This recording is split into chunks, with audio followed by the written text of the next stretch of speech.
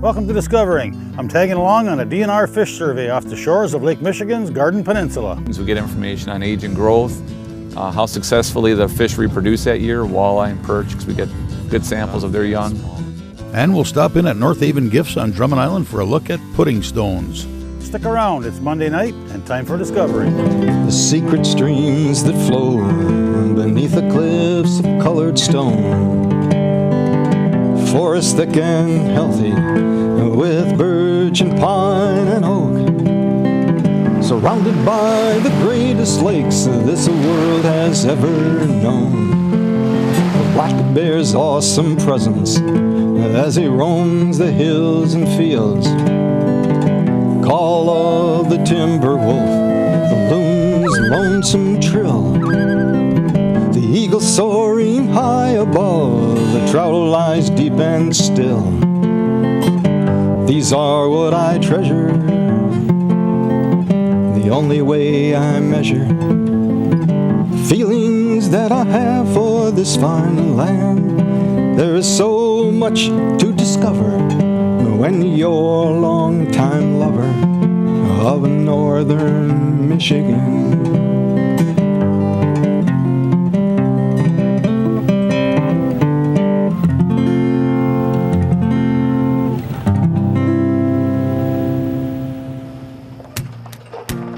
Whether we fish or not, we all have an interest in seeing a healthy fish population in our waters, big and small.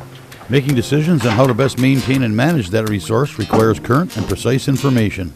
I hopped in a boat with DNR fish research biologist Troy Zorn and fisheries technician Jeremiah Blau for a look at some hands-on information gathering in Big Beatty Knock. So what we're going to do, we put the gillnet tub on the front of the bow. We separate our catch by 3 sizes of mesh. So we have the smaller meshes, the medium mesh, and the large mesh, and the micro mesh. This is the micro mesh right here. Depending on how the perch reproduction is really good, we'll load up. Often catch alewife in this or spot tail shiners. What's that? Smelt. A couple more smelt, looks like. It's being used to look at effects of cormorant control in the perch population. They track expansion and changes in the Eurasian rough population, which they're established in Little Beta Knock.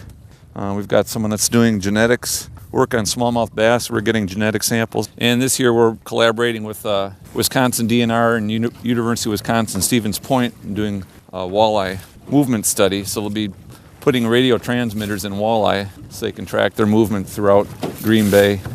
So that's it for the micromesh. This is the first time I think we've netted this location, so we didn't really know what we were going to catch here.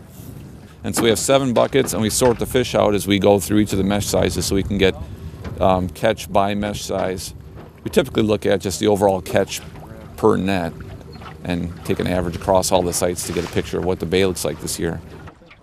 Sort them out, and then we'll measure the fish and get our aging structures. Walleyes, we do a diet and sex on those. Perch, we also would sex those because for both those species, there's pretty distinct differences in how well they grow based upon the sex. So you want to know what the sex of the fish is to get a good picture of growth. This is just kind of an all-purpose survey. We use it for indexing walleye reproductive success, and we do our walleye population modeling from the data we collect, track the forage fish populations. Each of the nets is 2 320-foot nets tied together. They have mesh sizes that range from 1-inch to 5-inch stretch mesh. They're monofilament mesh, so we catch all different types of species. We also have 2 10-foot pieces of a very small mesh gill net on the end, and that's for our index of young yellow perch reproductive success each year. And it does a really nice job at catching the 2.5-inch perch, which are the ones that were produced this year. And so we have 40-foot panels, 40 foot long by 6 feet high, of each of those different mesh sizes. It's a monofilament, so it's hard to see in the water. And the way it works is a fish basically swims into it and gets tangled by its scales or hard parts on its body, and they just can't get loose from it. Quagga mussels, that's what most dominant mussel in the lake nowadays, it seems like. It's probably more than 95% of what we'll see in our nets and when we're trawling. When we get any mussels, we get the quaggas. We set it yesterday at around noon, so it's fished 24 hours. and they all fish right on the bottom. So this is fishing at about 40 feet. The gillnets may catch more fish in the evening when the light is a little bit darker and it's even harder for them to see it. But I'm not exactly sure when the net's most effective, but I could imagine that.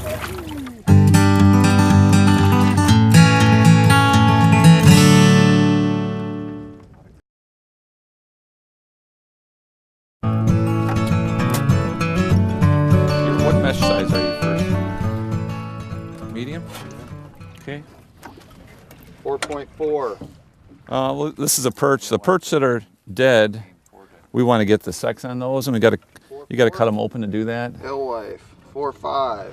And because we're in, you can see we're in a pretty small boat, and the weather can change out here. We just find it's more efficient when we get these kind of fish to just note where they're from. So we write on a card here the collection number, which associates it with this net, 2145, and the medium mesh, and then we just bag them, throw them in our cooler, and then when we get back to the shop, we can, in the comfort of our lab, process all these fish, get the aging off them, because we got to cut them open and get the sex information off of them, and we do the diet on the walleyes. So, and we can do that all in the lab. It's generally safer to not spend a lot of time out on a big body of water like this in a small boat. It's okay to do it for a while, but if the weather's going to change, then it's really good to just be able to get off as quick as possible. And it's just more awkward doing it out here on the water. So 23-0? Yep. The perch and walleyes that are alive, we just measure those and toss them. Over the course of the survey, we usually catch enough dead ones. We want 20 or 30 fish in each inch group. And over the course of the survey, we'll get enough dead ones of all these different sizes that we'll release all the live ones we can. All the Chinook being stocked in the Lake Michigan, other parts of the lakes too, have an adipose clip. See how this is a brown trout. That's the adipose fin, the little fleshy fin. So all the ones stocked in the Great Lakes have an adipose clip, and the ones that are stocked also, they clip them and then they insert the coated wire tag in their snout here, and the tag it's smaller than a grain of rice.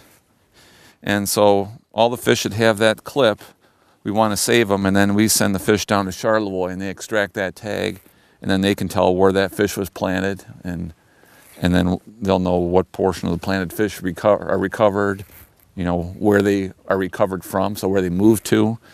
And I think they could probably even get to something like how well they survived, what portion of them survived from the time that they were tagged to the time that they were recovered, by comparing amongst years. So we save these adipose clip. We got to take this, we'll take it back to the lab and whack its head off, and then send the head down to Charlevoix. We did our first net here at 46 feet. We got another one set here. I need to steer the boat. That's B100. That's also at about 40 feet, and then our last one is in here at about 15 feet. And so once we run those, then we'll reset at 3 locations out in this area. We'll probably catch more in the shallows. I bet we'll get more smallmouth and rock bass. But this part of the bay, I think we catch maybe fewer fish than on the other side of the bay. But it's really quite variable from year to year.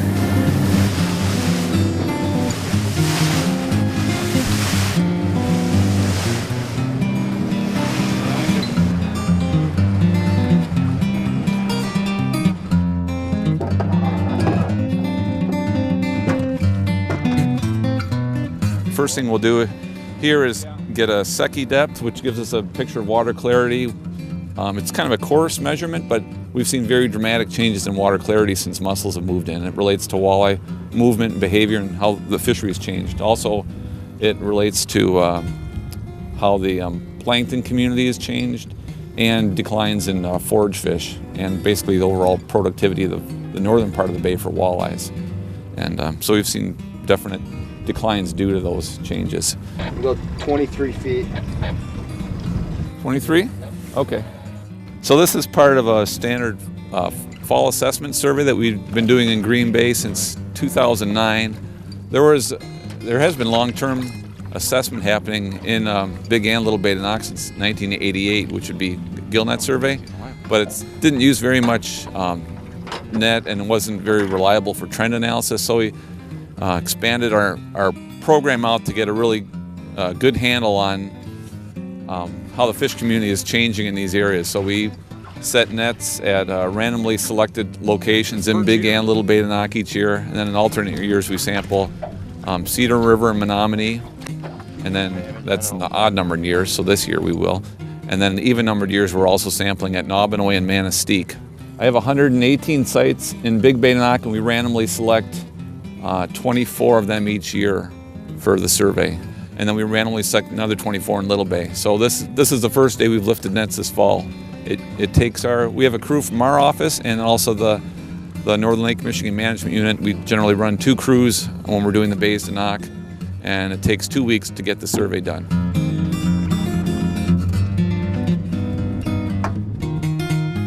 Some scale. 4.5. We're working with University of Wisconsin, Stevens Point.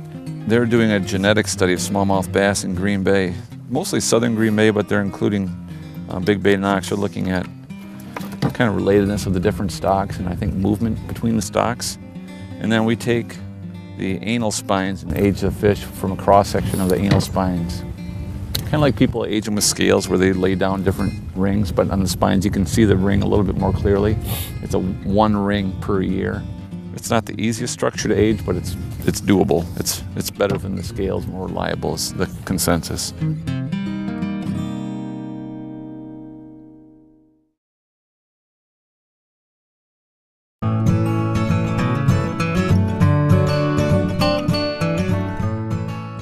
Yeah, the first 2 nets, the first one was at about 44 feet and the next one at about 38 feet. This is our shallower set of the day. It's about 13 feet right here. I think it gets to about 18 at the deeper end. So it'll be interesting to see what we catch. The first net didn't have a whole lot of fish, but the second one had quite a few perch.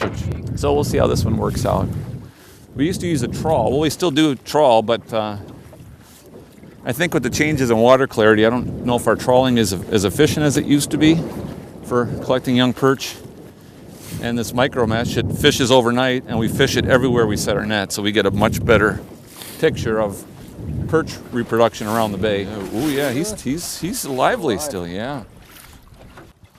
We should process him right away.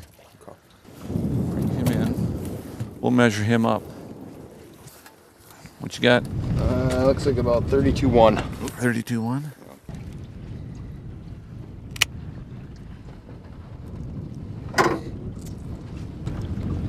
Okay.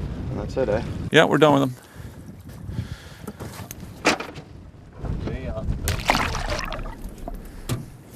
See the adipose on this one?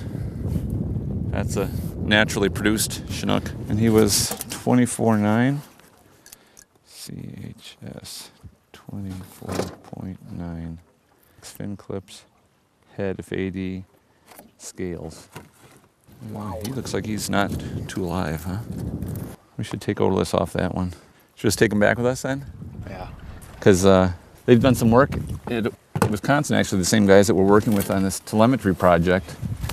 And they found that some of the smallmouth grow quite a bit, they end up getting quite a bit older than what you would expect from the scales of the spines. And from aging the otoliths, which are the ear stones of the fish, they found that some of these fish are approaching 20 years old. And the typical aging from a spine or a scale ends at about, they'd say that fish might be about 9 or 10. So since this one died, we're gonna take it back and we're gonna take the otoliths. The otoliths are right behind the eye. We'll do that back in the shop where we're not bouncing around on a boat.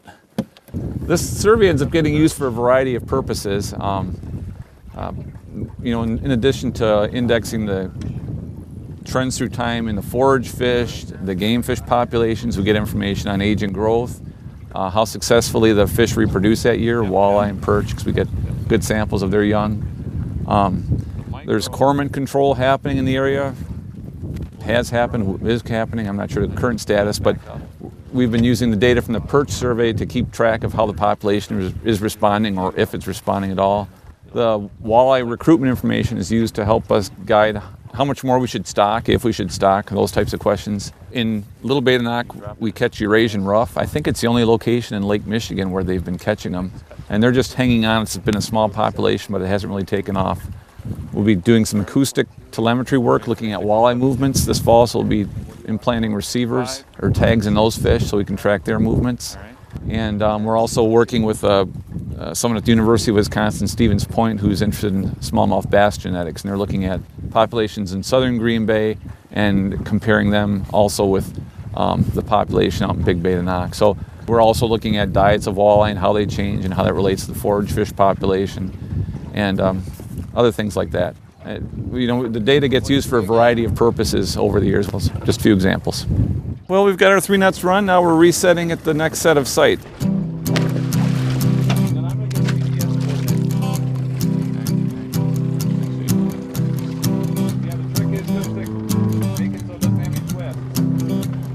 So this first one is 25 feet deep or so, and then we've got another one just further down closer to the point.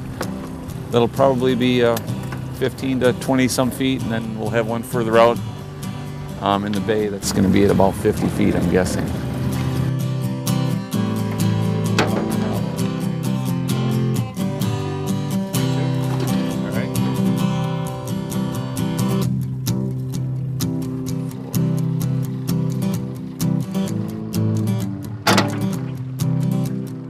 Generally, because we got a small boat and the weather out here can be iffy, we generally set the nets in a downwind direction. Well, sometimes we will set them parallel to the break, so we're getting the fishing in the same depth contour. Today we're setting the nets, these couple nets, parallel to the contour because tomorrow we're supposed to have a pretty good west wind, and so it's a lot better to pull them into the wind, at least with our setup here.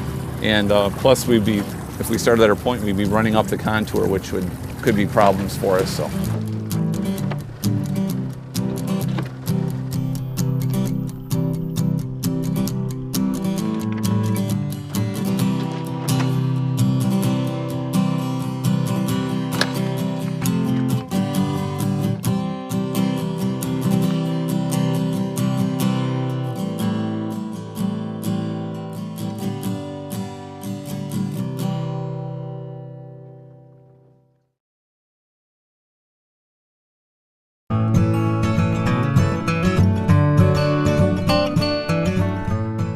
On a recent trip to Drummond Island, we ran across a unique-looking rock, which turned out to be a pudding stone.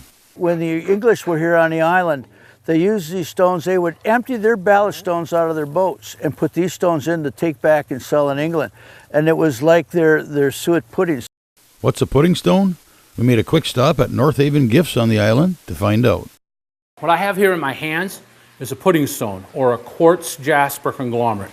They were named by the British, or at least that's the story, in about 1815 on St. Joseph Island, and the British believe they looked like boiled suet pudding with berries. So that's how they get their name. This is what they classify as a white one locally, okay? This one here is a black one, or a Golgonda tiliite. It's called a black pudding stone, or even a white pudding stone, or pudding stones. They're just names that somebody invented. The official name is Golgonda tiliite, and this one here, the white one, is a quartz jasper conglomerate. Here at North Haven Gifts, we make all kinds of stuff from pudding stone. Night lights, we make bookends, door pulls, coasters, trivets. We make all kinds of jewelry. This is a prototype piece. It's done with sterling silver. This knife that you see right here, the steel was made in Colorado. We're only the stone people. The stone is from pudding stone. We make these in both white and black. The sheath's made by an Amish gentleman in Flint, Michigan. A trapper folding knife, two-bladed folding knife. We make 5 different kinds of folding knives. We make 6 different kinds of hunting knives, fixed blades. We make crosses, we make hearts. This is one of the things that my wife does that is kind of unique. See how the bale is finished here? See how the rock is interlaid? This is a prototype piece she just made. Pudding stones and Golgonda tiliites were made in the time of the glaciers, okay? And exactly when they were made, how many millions of years ago, I'm not sure. But geologists tell me, and I've had many of them here, that a Golgonda tiliite is about 1 million years older than a quartz jasper conglomerate or white pudding stone, and it's about 12 times more rare. So the Golgonda, most people don't realize the difference, but it's actually a more rare rock. Inside of a quartz jasper conglomerate, of course the quartz, these white areas are quartz. These red areas are jasper, and they're a level 7 hardness, making this rock extremely hard to cut. I mean, like a Petoskey stone is like a level 2.5, just to give you an idea. Granite's like level 4. So this is a very hard rock. Also, these dark areas, some geologists tell me they're chert, okay? And chert is what the Native Americans used to make arrowheads, spearheads, axe handles, all that kind of stuff in this part of the world. The Ojibwe and the Creek used it. Now, normally, chert is found on its own in bigger pieces. Also in conglomerates, you can find silver, gold, diamonds, copper, granite, other things. When the glaciers were formed, whatever area they rolled through, whatever riverbeds they picked up from to form this is what ended up in them. Pudding stones have a quite large range. According to the Canadian government, they're more in tune to this than we are. The range is about 150 miles wide. It extends to about 40 miles north of us, and you can find pudding stones clear to like Cadillac, Michigan. Most of them, when you get beyond Sheboygan, Charlevoix area, go down into the earth, and they're found in farmers' fields where the earth slowly rises them. Here on Drummond Island and in St. Joseph Island, if you can think of it as an epicenter to an earthquake, is where the most of them were. So we're, according to the Canadian government, Drummond and St. Joseph Island, which is our neighbor just to the north on the Canadian border, is where most of the pudding stone was found. We also use all kinds of Great Lakes stones. Anything in the Great Lakes region we use here. Chrysocolla, Fayette Purple, Leland Blue, Petoskey Stone, Lake Superior Agate. But just to show you some of the other things that my wife does. This is a double strand. We call them Great Lakes pearls. They're beads made from jasper and quartz jasper conglomerate or pudding stone. We also make things like rosaries. This is just an example of a rosary, all made out of pudding stone. We make all kinds of jewelry. We make money clips. We make belt buckles, cufflinks, bracelets, watches. The list goes on and on and on. If you can make it out of rock, we're doing it.